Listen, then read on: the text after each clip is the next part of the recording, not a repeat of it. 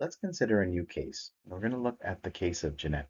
She's a 50-year-old triathlete and she's had a 3-month history of sacroiliac joint pain. She's had recent onset of right scapular pain as well, and that's been over the past 2 days.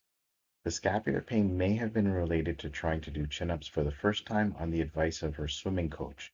And why her swimming coach had suggested it was that he noticed that she doesn't engage her right lat enough during the stroke and suggested maybe this is a weakness and that she should strengthen up the muscle. She's a research assistant, so she spends a lot of her time sitting down. And you saw her 3 months ago for a tennis elbow, and she's booked in for a half an hour follow-up appointment because when she was calling in for the appointment, your team noticed that she had only been seen 3 months ago, so she didn't require a new assessment, and they didn't ask if this was a new problem.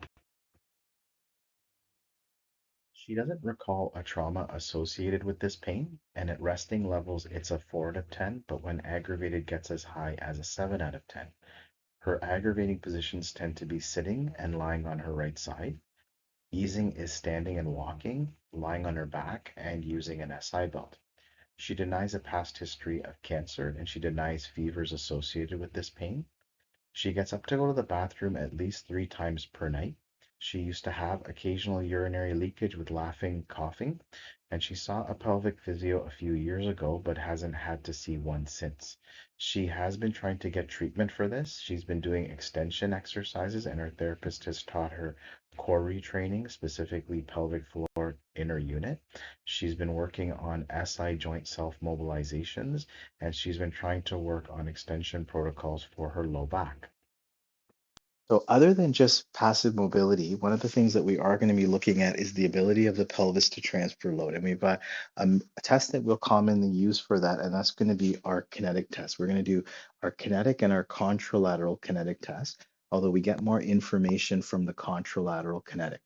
What we want to see is in a standing position, we're going to first take a measure of where she is in space. It's very hard to feel what is going on locally with just your fingertips. We're going to try and get information from our entire palm on the iliac crest, not deep gripping.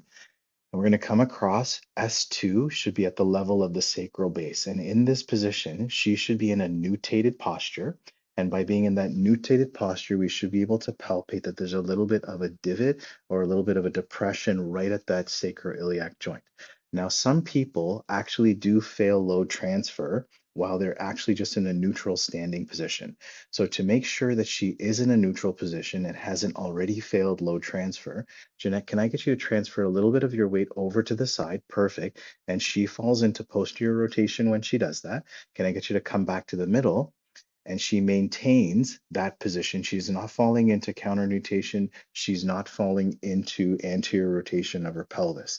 Now, what I could get her to do from this position, Jeanette, can I get you to lift up this leg off the ground? Perfect. And what we should be seeing, she's got a little bit of trouble controlling that at her hip, but she's not falling into counter nutation, which would be the same as going into anterior rotation. Can I get you to come back down for me? Perfect. Can I get you to lift up this leg for me? And when she raises up, she's having a lot of difficulty balancing on that side, which we're going to say is very interesting. Can I get you to come back down? Now, if we were to assess the same thing on her right side, so I'm on her iliac crest and I'm on her sacral base, Jeanette, can I get you to actually put your weight more towards your left side? Nope, don't lift the leg yet. So just more towards the left side. Perfect. Now she's falling into that posterior rotation or nutated position, which we said is the stable position. Now, if I were to get you to start to shift some of your weight to the right side, so right there, Jeanette is already starting to counter nutate.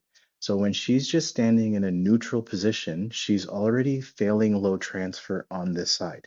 Can I get you to raise your leg up now on the left side? And we see that when she does that, she's actually maintaining that counter nutated position. So if we hadn't checked, can I get you to bring that leg back down? If we hadn't checked her starting position before she transferred the weight over, we might think that she just has poor balance on that leg, when in fact she's already starting off before even lifting the left side in that counter nutated position.